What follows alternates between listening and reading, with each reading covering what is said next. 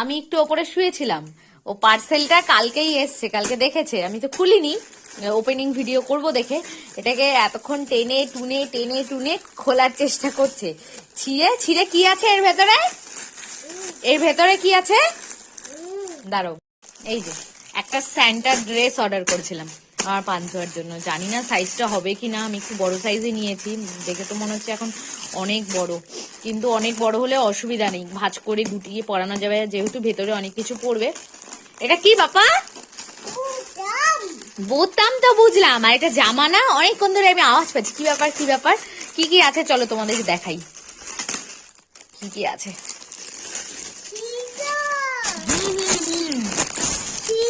এই যে